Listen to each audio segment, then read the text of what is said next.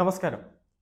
കർണാടകയിൽ സിദ്ധരാമയ്യയെ പടിക്ക് പുറത്താക്കാൻ, അതായത് മുഖ്യമന്ത്രി സ്ഥാനത്ത് നിന്ന് മാറ്റാൻ കോൺഗ്രസ് തന്നെ തീരുമാനിക്കുകയാണ്.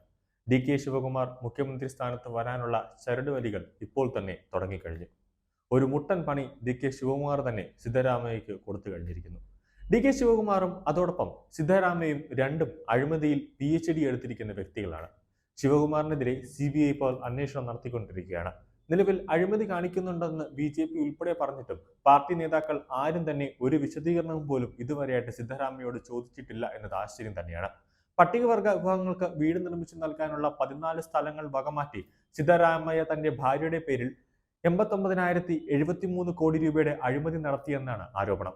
കർണാടക കോൺഗ്രസിൽ അസ്വാരസ്യങ്ങൾ നിലനിൽക്കുന്ന സാഹചര്യത്തിൽ പാർട്ടി നേതൃത്വം പൂർണ്ണമായും തനിക്കൊപ്പം നിൽക്കുന്നു എന്ന സമാധാനത്തിൽ കൂടിയാണ് സിദ്ധരാമയ്യ കഴിയുന്നത്. പക്ഷെ അത് സിദ്ധരാമയ്യക്കിട്ടുള്ള ഒരു പണിയുടെ ആരംഭമാണ്. കഴിഞ്ഞ ദിവസമാണ് കർണാടക ഗവർണർ താവർചന്ദ് ഗെഹ്ലോട്ട് സിദ്ധരാമയ്യക്കെതിരെയുള്ള അന്വേഷണ നടപടികൾ തുടരാൻ അനുമതി നൽകിയത്. മൈസൂർ അർബൻ ഡെവലപ്മെന്റ് അസോസിയേഷന്റെ സ്ഥലമാണ് സിദ്ധരാമയ്യ ഭാര്യയുടെ പേരിൽ തട്ടിയെടുത്തത് എന്നാണ് പുറത്തുവരുന്ന ആരോപണം. കോൺഗ്രസ് ഹൈക്കമാൻഡ് സിദ്ധരാമയ്യയെ പിന്തുണച്ചുകൊണ്ട് രംഗത്ത് വന്നിട്ടുണ്ടായിരുന്നു.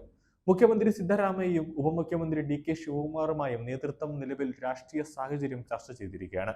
ഹരിയാനയിലും ജമ്മു കാശ്മീരിലും നിയമസഭാ തെരഞ്ഞെടുപ്പുകൾ നടക്കാനിരിക്കുന്നത് കൊണ്ട് പാർട്ടിയെ പ്രതിരോധത്തിലാക്കുന്ന ഒരു നീക്കവും പാർട്ടി ഹൈക്കമാൻഡിന്റെ ഭാഗത്തു നിന്ന് ഉണ്ടാകില്ല എന്നാണ് സിദ്ധരാമയ്യ ഇപ്പോൾ വിചാരിക്കുന്നത്. ആ ഒരു ധൈര്യത്തിലാണ് ഇരിക്കുന്നത്. പക്ഷേ കേന്ദ്രം അങ്ങനെയല്ല ഇപ്പോൾ നിൽക്കുന്നത്. ഈ സംഭവം എത്തിക്കഴിഞ്ഞപ്പോൾ തന്നെ കേന്ദ്ര ആഭ്യന്തരമന്ത്രാലയം അമിത്ഷാ കർണാടക പിടിക്കാനായിട്ട് ഒരു നീക്കങ്ങൾ നടത്തുന്നുണ്ട്. അതുകൊണ്ട് തന്നെ CBI അന്വേഷണം പ്രഖ്യാപിക്കാനുള്ള നീക്കത്തിലാണ് സിദ്ധരാമയ്യ. അങ്ങനെ CBI അന്വേഷണം പ്രഖ്യാപിക്കുമ്പോൾ അതുവഴി സിദ്ധരാമയ്യയെ അറസ്റ്റ് ചെയ്യാനുള്ള ഒരു നീക്കത്തിലേക്ക് വന്ന് കോൺഗ്രസിനെ കർണാടകയിൽ താഴെ ഇടാനുള്ള ഒരു തന്ത്രമാണ് മോദി അമിത്ഷാ ഇപ്പോൾ നടത്താൻ പോകുന്നത്. കർണാടകയിൽ വരുന്നതിന് മുന്നേ തന്നെ കോൺഗ്രസ് വലിയൊരു വാഗ്ദാനം നൽകുകയുണ്ടായി. ആ വാഗ്ദാനം മൊത്തത്തിൽ കർണാടകയുടെ സാമ്പത്തിക ഭദ്രത തന്നെ തകർക്കുന്ന രീതിയിലേക്ക്, സാമ്പത്തിക കോട്ട തന്നെ തകർക്കുന്ന രീതിയിലേക്ക് തന്നെ കാര്യങ്ങൾ എത്തി. സാമ്പത്തികം നോക്കാതെ വലിയൊരു വാഗ്ദാനം നൽകി ജനങ്ങളെ വഞ്ചിക്കുന്ന രീതിയിലേക്ക് എത്തുകയും അവസാനം ജനങ്ങൾക്ക് ആ വാഗ്ദാനങ്ങളൊന്നും കിട്ടാത്ത അവസ്ഥയിലേക്ക് വരുമ്പോൾ പ്രതിഷേധവുമായി വരുന്ന രീതിയാണ് നമ്മൾ കർണാടകയിൽ കുറച്ച് മാസങ്ങൾക്ക് മുമ്പ് കണ്ടത്.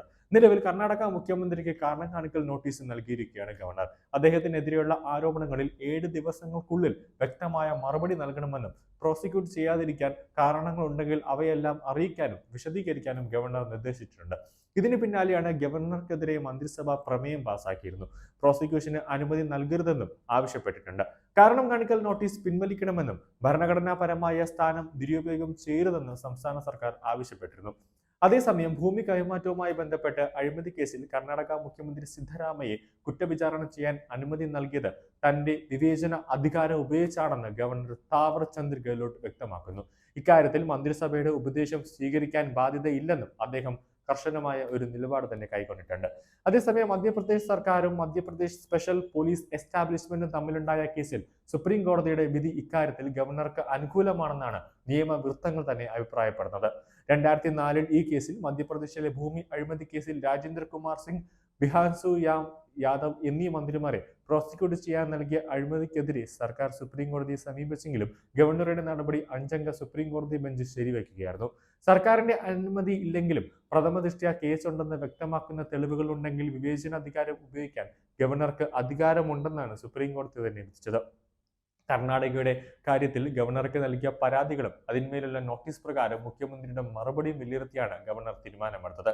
അതായത് നിയമവൃത്തങ്ങൾ തന്നെ സൂചിപ്പിക്കുന്ന ഒരു കാര്യമാണ്, സുപ്രീം കോടതി തന്നെ പറഞ്ഞതാണ് ഗവർണർക്ക് വിവേചനാധികാരം ഉണ്ട്, എടുക്കാനുള്ള ഒരു തീരുമാനം എടുക്കാനുള്ള അധികാരമുണ്ടെന്ന്. അതുകൊണ്ട് തന്നെ ഗവർണർക്ക് സിദ്ധരാമയ്യയെ മന്ത്രിസ്ഥാനത്ത്, അത് മുഖ്യമന്ത്രി സ്ഥാനത്ത് നിന്നും മാറ്റാനുള്ളതും വേണമെങ്കിൽ അറസ്റ്റ് ഉൾപ്പെടെയുള്ള കാര്യങ്ങളിലേക്ക് കൊണ്ടുപോകാനും ഗവർണർക്ക് സാധിക്കും. കാരണം ഗവർണർ ഒരു സംസ്ഥാനത്തെ ഭരണ തലവനായതുകൊണ്ട് തന്നെ ഗവർണർക്ക് അതിനുള്ള എല്ലാ അധികാരങ്ങളും നിയമത്തിൽ, ഇന്ത്യൻ ഭരണഘടനയിൽ തന്നെ പ്രതിപാദിക്കുന്നുണ്ട് എന്നതൊരു വ്യക്തമായ ഒരു കാര്യമാണ്.